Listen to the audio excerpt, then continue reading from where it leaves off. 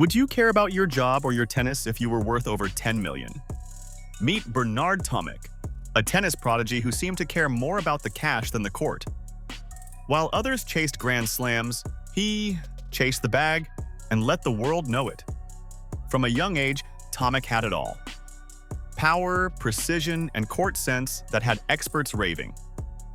He won the Australian Open boys title in 2008. At just 16, he played his first Grand Slam main draw match and won.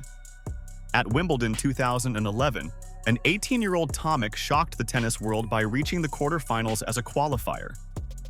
He beat the likes of Igor Andreev, Nikolai Davydenko, and Robin Soderling before falling to Novak Djokovic in a fighting four-setter. Australia hadn't seen a teenage talent like this since Lleyton Hewitt. By 2015, Tomic had won 4 ATP titles, reached the top 20, and notched wins over top players like Tomas Berdych, Kei Nishikori, and Kevin Anderson.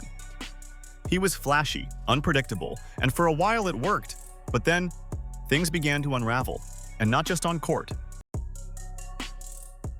Let's just say, Bernard Tomic made headlines for everything except tennis. He once refused to practice with Hewitt at Wimbledon, claiming, "Lleyton's not good enough." At the 2012 Miami Masters, he asked the umpire to eject his own father, saying, "I know he's my father, but he's annoying me."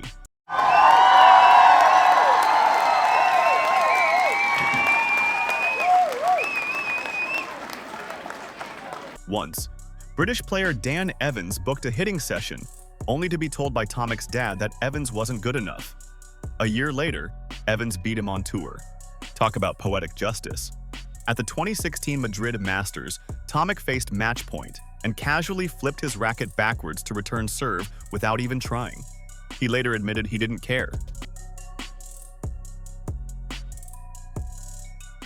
Tomic once said in an interview, "I never loved tennis.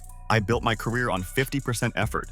After losing at the 2018 Australian Open qualifying, Tomic told reporters, "I just count money. That's all I do. I count my millions." Andy Roddick wasn't impressed. He tweeted, "Maybe think of the millions you've left on the table." At the 2016 US Open, Tomic lashed out at a heckling fan, saying, "I will put my balls in your mouth." Not the banter tennis was hoping for. In 2020, he claimed to have COVID symptoms and said he was self-isolating. Days later, Andrea Petkovic revealed that Tomic admitted it was a lie. In 2024, after losing in the quarterfinals of a challenger, Tomic heckled the player who beat him from the stands.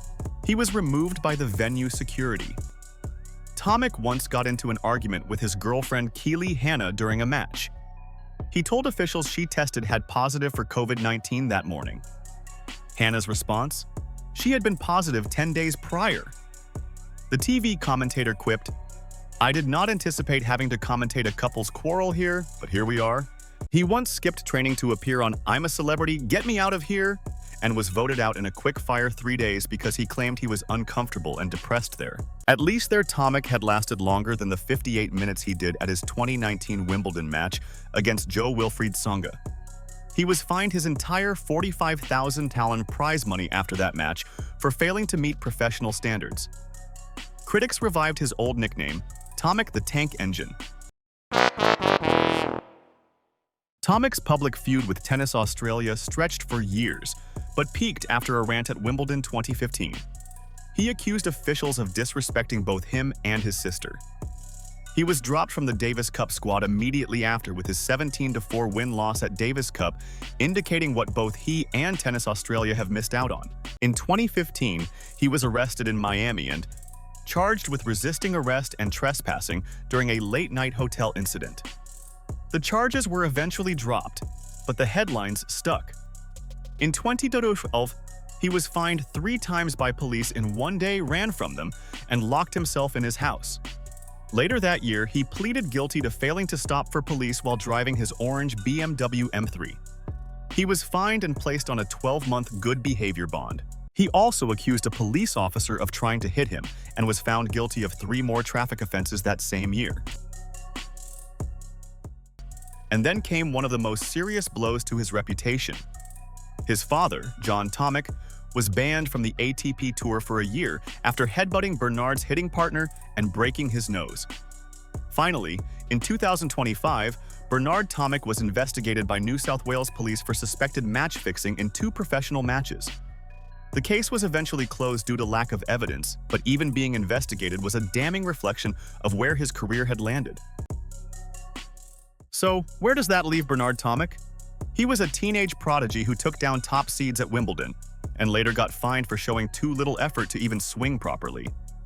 He had millions in the bank before turning 25, and then told the world he couldn't be bothered because, well, he was already rich. He tanked matches, trolled fans, ranted about funding, fled from the cops, got a bad rep by association with his dad, and still made it to the second week of Grand Slams more often than most pros ever will. At times, it felt like Bernard Tomic wasn't just playing tennis. He was playing performance art. The character? A man who hated his job, loved the money, and didn't care what the fans thought. And yet, here's the twist. He says he's not done. He's still playing on the challenger circuit, trying to claw his way back, this time maybe with effort. So who knows? Maybe one day he'll stop counting millions and start counting wins again. But until then, Bernard Tomic remains tennis's most entertaining cautionary tale. Gifted, disinterested, rich, and absolutely unbothered. If you enjoyed this wild ride through the chaos and contradictions of Bernard Tomic's career, stick around.